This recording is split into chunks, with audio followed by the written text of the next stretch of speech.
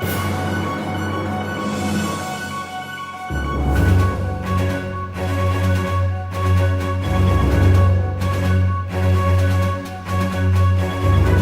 Six-Day War began on June 5th, 1967.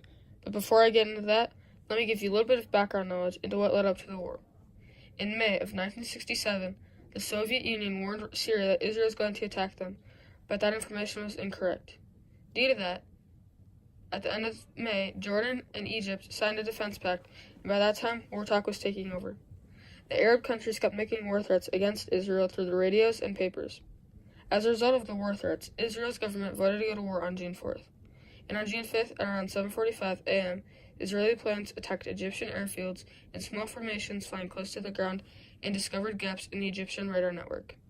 At the end of the attack, 80% of Egyptian bombers and 55% of its fighter planes had been destroyed. While all of that was going on, Israeli ground forces began taking over the Gaza Strip and the Sinai Peninsula. Also, on June 5th, the Egyptian president Gamal Abdel Nasser sent a message to the Jordanian king Hussein, pretending that Egypt was winning, and asked him to send a second attack on Israel. Hussein gave the order to attack, but the Israelis quickly defeated the Jordanian Air Force and started attacking Jordanian-held territory around Jerusalem. Egypt wasn't the only country to be attacked that day. Syria would also be attacked by Israel, destroying 2/3 of Syria's air force. Later that night, Israel would also begin its attack on the sacred city, which is also known as Jerusalem. The next day, on June 6th, the UN Security Council called for an immediate ceasefire. Foreign Minister of Israel, Abba Eban, told the council that the Israeli government would accept a ceasefire, but only for peace with the other countries. But the other countries did not accept. Also, on June 6th, Israeli tanks drove into the Sinai Peninsula. Later that day, Israel captured the Egyptian base of El Arish and the sacred city. June 6th is an important date because it is the day where Israel had achieved positive air and ground attacks, and it is the day that Israel claimed the Gaza Strip. It is also believed that the other Middle Eastern countries lost a total of around 374 planes. On June 7th, there was a secret correspondence, or meeting, between the White House and Kremlin, and that happened over the time of the battles. This was between Moscow, Russia, and Washington, D.C. They both decided that despite their differences, they would not participate in the war so that they wouldn't be dragged into a possible World War III scenario. By 8 p.m. on June 7th, the entire West Bank was under Israeli control. But on June 7th, Israel accepted a ceasefire with Jordan alone. On June 8th, Israel had completed its goal of capturing the Sinai Peninsula. After capturing Sinai, Israel began to move its troops north to capture the Golan Heights. Later that day, 10 U.S. sailors were killed and 100 were wounded when Israeli jets and torpedo boats attacked a U.S. ship in the Mediterranean Sea. Israel said it was an accident and apologized. On June 9th at 3 p.m., Israel captured the city of Kirta, which is about 25 miles from Syria. Earlier that morning, Israel started their bombardment on the Golan Heights. On June 10th, the Israel Defense Force captured the town of Masada, and Syrian defenders in Golan decided to retreat. By the night of June 10th, all Syrian resistance had collapsed, and Israel decided to attack the Syrian capital of Damascus.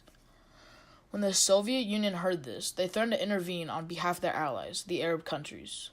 After this, the U.S. government urged Israel to accept the ceasefire. At 6:30 p.m. on June 10th, Israel accepted and the lopsided war ended. At the very end of the war, Israel considered giving back the Golan Heights and Sinai in return for peace treaties with Syria and Egypt. But Egypt rejected the offer, and not long after, the Israelis withdrew the offer. However, in November of 1967, the United Nations issued Resolution 242. It called for Israel's withdrawal from territories occupied in the recent conflict. The act was held for interpretation. The Arabs stated that Israel had to withdraw all of the occupied territories, while the Israelis claimed that they got to hold on to some of the territories in order to live in secure boundaries. At the end of August, the Arab leaders pledged to continue the fight against Israel with what is known as the 3 no's.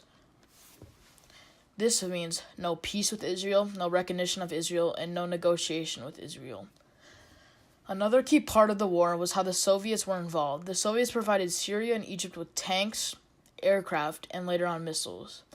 Syria and Egypt mostly used the weapons during the war and also used Soviet tactics while battling.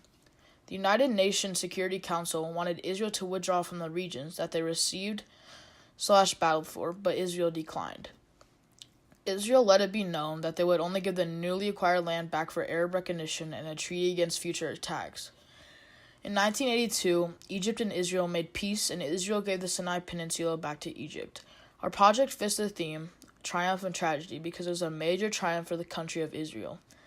This was a triumph for Israel because they claimed mass amounts of land and that it could then be used to make deals with separate countries, including peace treaties and such. However, it was a tragedy for Israel's enemies. These enemies included 3 different Arab states, Syria, Jordan, and Egypt. It was a tragedy because they suffered great losses within their military and lost good chunks of land.